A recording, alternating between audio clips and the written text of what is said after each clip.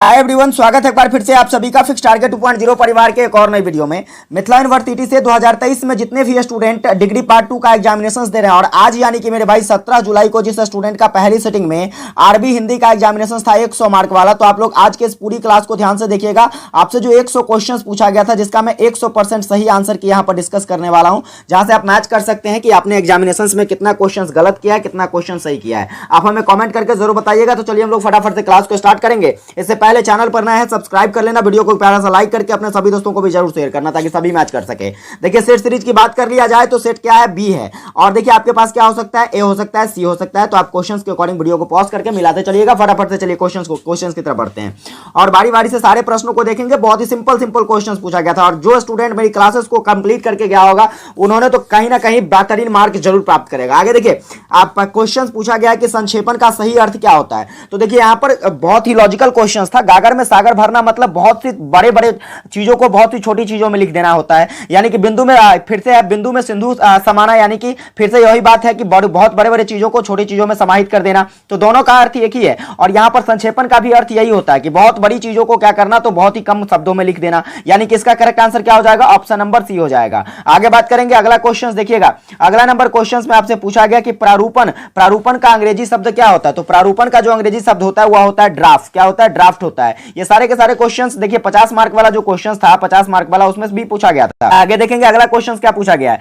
आपका अगला क्वेश्चन है कि संविधान में राजभाषा संबंधी प्रावधान जो है या कहां वर्णन है। तो 8वीं अनुसूची में वर्णित किया गया राजभाषा संबंधी प्रावधान का। देखिए आगे बात करेंगे अगला क्वेश्चन क्या कहता है। तो अगला नंबर क्वेश्चन आपका कहता है कि प्रारूपण के लिए प्रयुक्त शब्द कौन सा है। बात करी जाए प्रारूपण के लिए प्रयुक्त शब्द, तो देखो यहां पर क्या प्रालेखन भी होता है, आलेखन और मसौदा तीनों होता है। ऑप्शन क्या हो जाएगा, डी करेक्ट हो जाएगा इसका। नेक्स्ट क्वेश्चन देखेंगे अगला क्वेश्चन क्या कहता है। अगला क्वेश्चन पूछा गया था कि संविधान में कितने अनुच्छेद में राजभाषा संबंधी प्रावधान वर्णित किए गए हैं। तो कुल आपके 9 अनुच्छेद हो जाएंगे। कितने अनुच्छेद हो जाएंगे, 9 अनुच्छेद। आगे देखना क्वेश्चन क्या कहता है। तो आपका अगला नंबर क्वेश्चन कहता है देखिए कार्यालय पत्र का उदाहरण जो है या क्या होता है। तो सरकारी पत्र भी होता है, अनुस्मरण पत्र भी होता है, राजपत्र भी होता है। ऑप्शन डी यहां पर क्या हो जाएगा, बिल्कुल सही हो जाएगा। आगे देखना क्वेश्चन पूछा गया था हिंदी दिवस की बात करी जाए तो यह कब, तो 14 सितंबर को मनाया जाता है। नेक्स्ट बात करेंगे अगला क्वेश्चन क्या कहता है। देखो अगला क्वेश्चन है कि विश्व हिंदी दिवस, तो यह आपका 10 जनवरी को प्रत्येक वर्ष मनाया जाता है। नेक्स्ट देखिएगा क्वेश्चन क्या कहता है। देखो इस क्वेश्चन में बच्चे बहुत ज्यादा कंफ्यूज होते हैं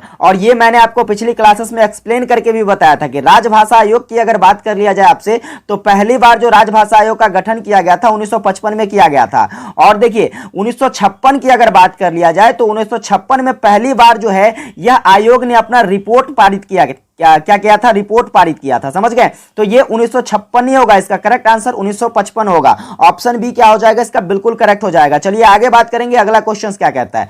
आपका अगला नंबर क्वेश्चन कहता है कि प्रथम राजभाषा आयोग में सदस्यों की कुल संख्या कितनी थी। तो ये आपका 21 था। ठीक है, आगे देखना अगला क्वेश्चन क्या पूछा गया था। तो क्वेश्चन कहता है आपका संविधान सभा में राजभाषा हिंदी के पक्ष में कितने मत पड़े थे। तो राजभाषा हिंदी के पक्ष में जो मत पड़ा था ये सिंपली 78 मत पड़ा था। ठीक है, और यहां पर देखना क्वेश्चन फिर पूछा गया कि संविधान सभा में राजभाषा अंग्रेजी के पक्ष में कितने मत पड़े थे। तो अंग्रेजी के पक्ष में जो है 77 मत पड़े थे। आगे देखना क्वेश्चन क्या कहता है। तो आपका अगला नंबर क्वेश्चन है हिंदी भाषा की है। ठीक है, हिंदी भारत की क्या है। तो हिंदी भारत की एक राष्ट्रभाषा के रूप में जानी जाती है। वहीं पर बात करेंगे अगला क्वेश्चन पूछा गया कि संक्षेपण की विशेषता क्या है। तो संक्षेपण की जो विशेषता है यहां पर क्या हो जाएगा, करेक्ट आंसर आपका ऑप्शन नंबर क्या हो जाएगा, डी हो जाएगा उपयुक्त में से सभी। आगे बात करेंगे 15 क्वेश्चन देखिएगा क्या कहता है। संक्षेपण किया जाता है, तो यह जो संक्षेपण है यह मूल अवतरण का 1/3 हिस्सा होता है। चलिए आगे बढ़ेंगे। आपका अगला क्वेश्चन क्या कहता है। देखो अगला नंबर क्वेश्चन है आपका कि अटेस्टेशन का जो हिंदी अनुवाद होता है, अटेस्टेशन का हिंदी अनुवाद क्या होता है। तो सिंपली ध्यान दीजिएगा यहां इसका करेक्ट आंसर क्या हो जाएगा, ऑप्शन सी हो जाएगा। ए और बी दोनों हो जाएगा। आगे बात करेंगे तो आगे नंबर क्वेश्चन कहता है ऑटोनॉमस का हिंदी अनुवाद क्या होता है। तो ऑटोनॉमस का हिंदी अनुवाद होता है स्वायत्त। आगे देखेंगे क्वेश्चन क्या पूछा गया है। तो अगला क्वेश्चन कहता है बिल का हिंदी अनुवाद क्या होता है। तो विपत्र होता है। आगे देखना क्वेश्चन कहता है आपका कि एसेंट का हिंदी अनुवाद। तो एसेंट की अगर बात कर लिया जाए तो सिंपली देखो इसका करेक्ट आंसर क्या हो जाना चाहिए। तो इसका करेक्ट आंसर जो है आपका ऑप्शन नंबर सी हो जाएगा। वही बात करेंगे आपका अगला क्वेश्चन देखो क्या क्वेश्चन पूछा गया है। तो अगला नंबर क्वेश्चन है कि क्या कहते हैं एडवोकेसी का अर्थ क्या होता है। तो एडवोकेसी मतलब वकालत होता है। आगे देखेंगे अगला क्वेश्चन क्या है, तो आपका अगला नंबर क्वेश्चन कर रहा है कि एलिगेशन का हिंदी अनुवाद क्या होता है, तो एलिगेशन को हम लोग आरोप कहते हैं। आगे बात करेंगे तो देखिए एडजस्टर का हिंदी अनुवाद क्या होता है, तो समायोजक होता है। एडजस्टर मतलब क्या होता है, समायोजक होता है। वहीं बात करेंगे अगला क्वेश्चन देखिए, तो एक्ट का हिंदी क्या होता है, एक्ट का हिंदी होता है अधिनियम। क्या होता है मेरे भाई, एक्ट का हिंदी होता है आपका अधिनियम। आगे देखेंगे क्वेश्चंस क्या कहता है, तो आपका अगला नंबर क्वेश्चंस कहता है एक्सेप्टेंस का हिंदी, एक्सेप्टेंस का होता है स्वीकृति। आगे बात करेंगे देखो अब्स्ट्रैक्ट का क्या होता है, तो अब्स्ट्रैक्ट का यहां पर करेक्ट आंसर आपका सी हो जाएगा, सार होता है अब्स्ट्रैक्ट का हिंदी। आगे देखेंगे अगला क्वेश्चंस पूछा गया आपसे कि एडजॉर्न का हिंदी क्या होता है, तो एडजॉर्न की अगर बात कर लिया जाए तो कार्य रोकना होता है। आगे देखेंगे क्वेश्चंस, अगला क्वेश्चंस कहता है एफिलिएशन का हिंदी अनुवाद, तो एफिलिएशन मतलब होता है संबद्ध करना। आगे देखना क्वेश्चंस अगला क्या कहता है, आपका अगला क्वेश्चन पूछा गया एक्टिंग का क्या अर्थ होता है, तो एक्टिंग की अगर बात कर लिया जाए तो यहां पर इसका correct answer option number D हो जाएगा। अब इनमें से कोई नहीं। एक्टिंग का हिंदी अनुवाद क्या होता है, तो सिंपली ध्यान दीजिएगा एक्टिंग का जो अर्थ हो जाएगा ये आपका कार्यवाहक हो जाएगा। चलिए आगे बात करेंगे, आपका अगला क्वेश्चन क्या पूछा गया है, अगला नंबर क्वेश्चन है कि क्या कहते हैं एब्रेविएशन का हिंदी अनुवाद क्या होता है, तो एब्रेविएशन की अगर बात कर लिया जाए तो इसे हम लोग हिंदी में क्या कहते हैं, संक्षेप कहते हैं। आगे देखना अगला क्वेश्चन क्या कहता है, आपका अगला क्वेश्चन कहता है कि ऑथेंटिक का हिंदी अनुवाद क्या होता है। बात करी जाए ऑथेंटिक की तो इसका हिंदी अनुवाद जो हो जाएगा अभिप्रमाणित हो जाएगा। आगे देखना क्वेश्चन क्या कहता है, अगला क्वेश्चन है आपका अप्रूवल का हिंदी अनुवाद, तो अप्रूवल मतलब क्या होता है, स्वीकृति होता है। आगे कहता है ब्रीडर का हिंदी अनुवाद क्या होता है, तो इसका अर्थ जो होता है यह अभिजनक होता है। क्या होता है, ब्रीडर का अर्थ होता है अभिजनक। आगे देखेंगे अगला क्वेश्चन क्या कहता है ब्रॉडकास्ट का हिंदी अनुवाद होता है प्रसारण।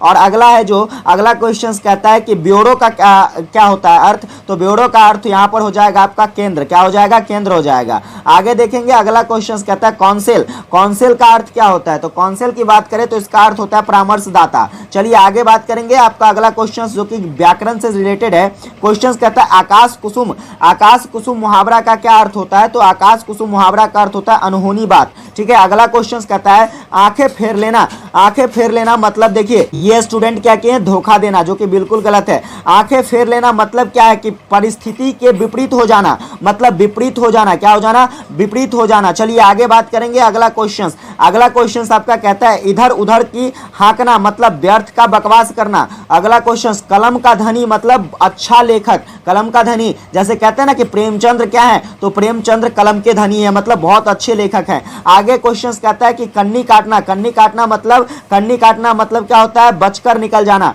आगे देखेंगे क्वेश्चन, अगला क्वेश्चन आपसे क्या पूछ रहा है, देखो क्वेश्चन है कान खड़े होना मतलब चौकन्ना होना। और इसके बाद काठ का उल्लू मुहावरा मतलब महामूर्ख। आगे देखो क्वेश्चंस क्या कहता है, आपका अगला क्वेश्चन कहता है कमर कसना मतलब तैयार होना। इसके बाद कान गरम करना मतलब बहुत ही पिटाई करना, दंड देना। आगे बात करेंगे अगला क्वेश्चन क्या कहता है, अगला क्वेश्चन है कागजी घोड़े दौड़ना मतलब मात्र लिखा पढ़ी करते रहना। आगे बात करेंगे देखिए 46 नंबर क्वेश्चन कहता है टिप्पण का अंग्रेजी क्या होता है, तो टिप्पण को हम लोग नोट कहते हैं। क्या कहते हैं, नोट कहते हैं, ना कि नोटिंग कहते हैं। आगे देखेंगे अगला नंबर क्वेश्चन क्या कहता है, आपका अगला नंबर है पल्लवन का अंग्रेजी क्या होता है, तो एक्सपेंशन होता है। क्या होता है, एक्सपेंशन मतलब पल्लवन होता है। आगे देखेंगे क्वेश्चन कहता है कार्यालय आदेश यानी कि ऑफिस ऑर्डर। आगे देखेंगे क्वेश्चन कहता है कि मैथिली भाषा को संविधान में मान्यता 2003 में। आगे चलिए आगे बात करेंगे क्वेश्चन क्या कहता है, देखो अगला नंबर क्वेश्चन आपका कहता है कि स्कूल में टिप्पण का प्रयोग जो होता है ये कहां पर, तो कार्यालय में होता है। आगे बात करेंगे अगला क्वेश्चन क्या कहता है, देखो अगला नंबर क्वेश्चन है निबंध कुंज के संपादक।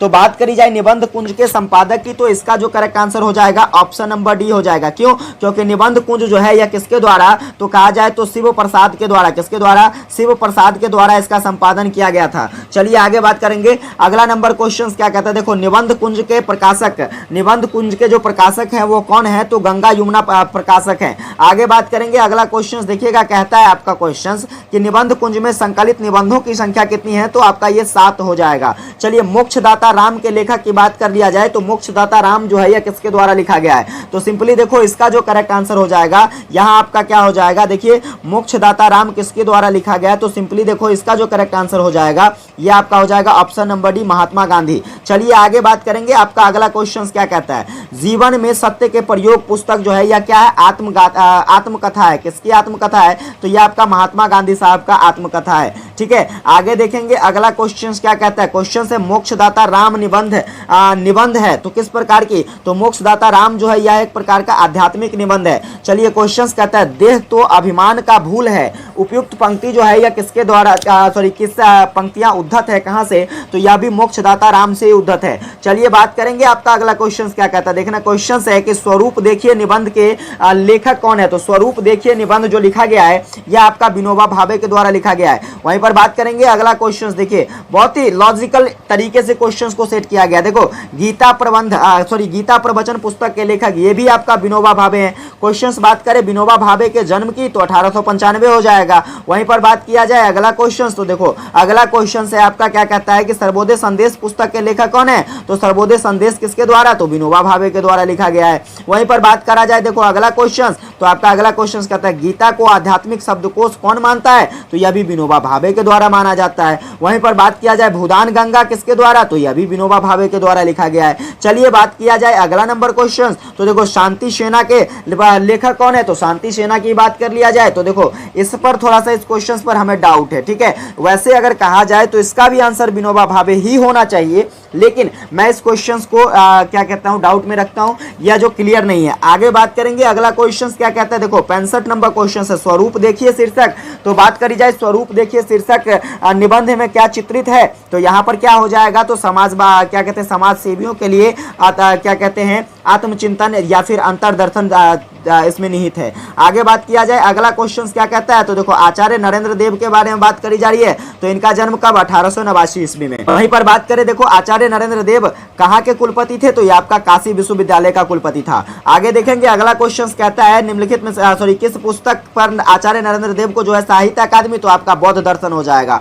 वहीं पर बात करा जाए अगला क्वेश्चन, तो देखिए क्वेश्चन कहता है आपका कि किस विद्वान ने हिंदू धर्म को भारतीय धर्म कहा है, तो यह आचार्य नरेंद्र देव के द्वारा कहा गया है। चलो भाई साहब आपका अगला क्वेश्चन क्या कहता है। देखो अगला क्वेश्चन है भारतीय धर्म एक उदार एवं विशाल धर्म है, प्रस्तुत पंक्ति के लेखक कौन है, तो यह जो पंक्ति लिखा गया है गांधी बाबा के द्वारा लिखा गया है। चलिए देखेंगे अगला क्वेश्चन क्या कहता है। 71 क्वेश्चन आपका कहता है विविधता में एकता शीर्षक रचना किस प्रकार की विधा है, तो विविधता में एकता एक निबंध है। आगे देखा जाए क्वेश्चन क्या कहता है विविधता में एकता शीर्षक के रचनाकार कौन है, तो देखिए सिंपली अगर बात किया जाए ऑप्शन के अकॉर्डिंग तो यहाँ पर इसका करेक्ट आंसर आचार्य नरेंद्र देव हो जाएंगे। आगे देखेंगे हम लोग क्वेश्चन क्या कहता है आपका अगला क्वेश्चन है 73 भारतीय नदियों की कहानी पुस्तक को किसके द्वारा लिखा गया है, तो यह आपका भगवत शरण उपाध्याय के द्वारा लिखा गया है। चलिए आगे देखेंगे क्वेश्चन क्या कहता है। देखो अगला नंबर क्वेश्चन है इंडिया इन कालिदास पुस्तक के लेखक कौन है, तो इंडिया इन कालिदास पुस्तक जो है किसके द्वारा लिखा गया, सिंपली इसका भी करेक्ट आंसर क्या हो जाएगा, ऑप्शन डी हो जाएगा, क्योंकि इंडिया इन कालिदास यह भी किसके द्वारा लिखा गया है,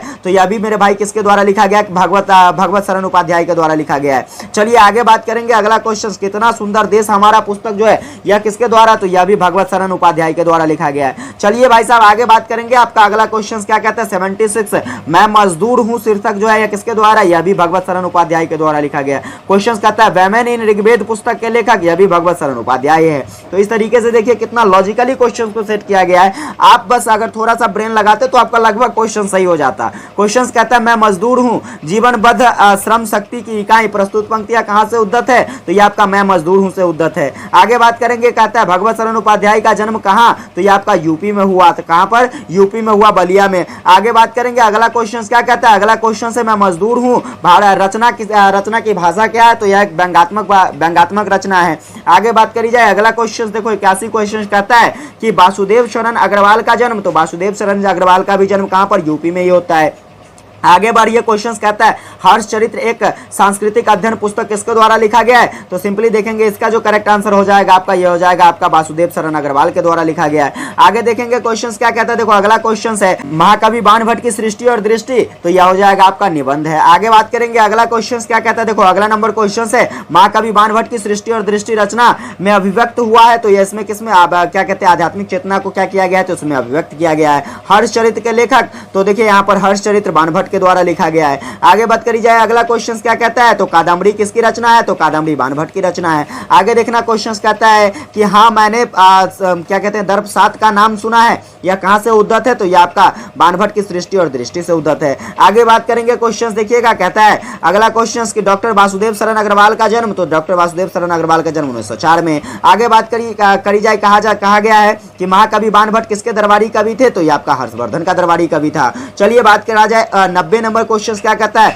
संपूर्णानंद विधानसभा के पहली बार अध्यक्ष कब चुने गए थे, तो 1926 में चुने गए थे, जो कि कहां के, तो राजस्थान के। ठीक है, आगे बात करी जाए अगला क्वेश्चन क्या कहता है, देखना अगला क्वेश्चन है आपका समाज और धर्म किस विधा की रचना है, तो यह आपका निबंध हो जाएगा। आगे कहता है डॉक्टर संपूर्णानंद राजस्थान के राज्यपाल कब बने, तो 1962 में बने थे राजस्थान के राज्यपाल। आगे देखेंगे भाई साहब आपका अगला क्वेश्चन क्या कहता है, तो देखो अगला क्वेश्चन है कि करमवीर गांधी के लेखक कौन है, तो करमवीर गांधी जो लिखा गया है किसके द्वारा, तो देखो इसका जो करेक्ट आंसर यहां हो जाएगा ऑप्शन डी हो जाएगा, क्योंकि करमवीर गांधी किसके द्वारा, तो माखनलाल चतुर्वेदी के द्वारा लिखा गया, किसके द्वारा, माखनलाल चतुर्वेदी की रचना है। आगे बात करेंगे आपका अगला क्वेश्चन क्या कहता है, देखना अगला क्वेश्चन 94 नंबर क्वेश्चन कहता है कि समाजवाद पुस्तक के लेखक कौन है, तो समाजवाद पुस्तक देखिए किसके द्वारा लिखा गया, सिंपली इसका जो करेक्ट आंसर हो जाएगा ये भी आपका क्या हो जाएगा, तो यहां पर इसका correct answer option number D हो जाएगा, क्योंकि देखिए समाजवाद जो लिखा गया है किसके द्वारा लिखा गया है, तो नंद दुलारे के द्वारा लिखा गया, किसके द्वारा, नंद दुलारे के द्वारा जो है लिखा गया है, तो यहां पर करेक्ट आंसर क्या हो जाएगा, ऑप्शन नंबर डी हो जाएगा। चलिए बात करा जाए 95 क्वेश्चन क्या कहता है, देखो